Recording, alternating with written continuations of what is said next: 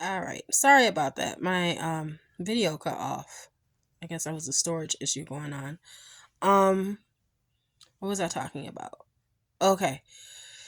You're literally like a sponge during this time because you are soaking in everything that is around you. New ideas and you're shifting into new habits. You begin to ask yourself, what brings me joy? What am I being drawn to? You begin to give yourself permission to just do you. In this phase, it's also common for people to dive deeper into their spiritual and religious beliefs. They begin to question what truly aligns with their soul, if what they've been exposed to their entire life aligns with what they believe now. How does it differ? Just try to figure out like where exactly and what direction you want to go in when it goes into your beliefs. Um, that's pretty much the gist of that. Um, I said I was only going to go to three, but I'm gonna do four and five as well on this video, and then on the next video I'll do six and seven, and then I'll have a couple more videos that come up of the spiritual gifts, the clears that I have been getting a lot of DMs about. Um, okay, back to the subject.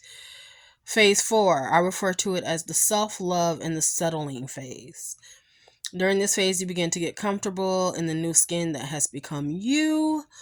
All the things you dove into during the exploration phase start to make sense and you find your niche. The questions that you start to question what makes you feel alive the most. Um, what do you really love? What do you need to actually thrive? You begin to feel and have a level of appreciation for yourself. Um, the problem I found with this stage,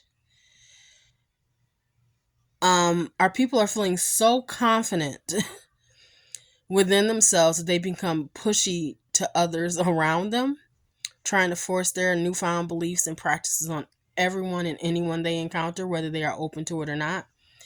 It's like instantly feeling like you become a pro because you've come out of the dark night of the soul and you survived it.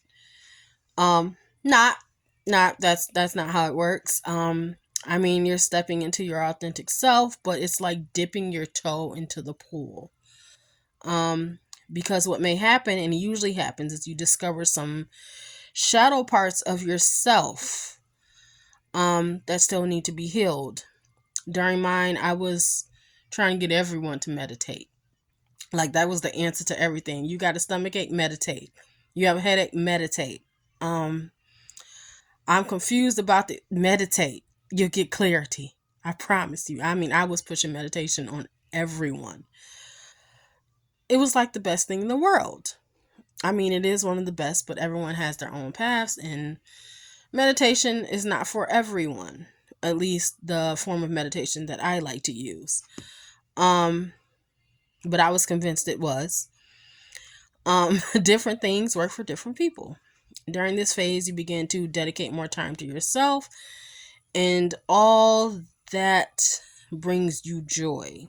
And you really aren't um, willing to settle for anything less. A lot of times when things, you'll kind of find yourself truly not settling for anything less. If you're at an event and you realize that the energy around you is not right, you just get up and leave. You don't really care what anybody has to say about it.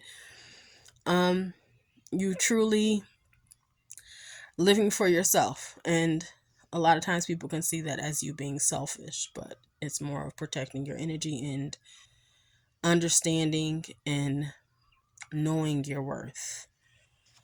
Um, Phase five, I call this the building foundation phase.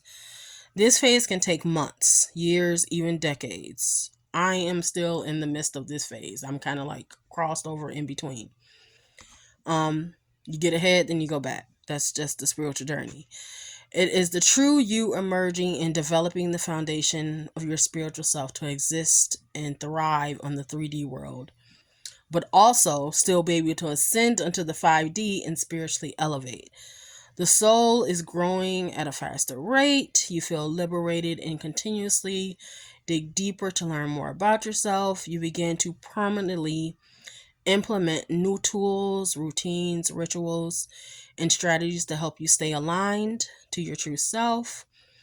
At this time, you may seek out a coach or a mentor during this time and begin to tap into more holistic forms of therapies and healing.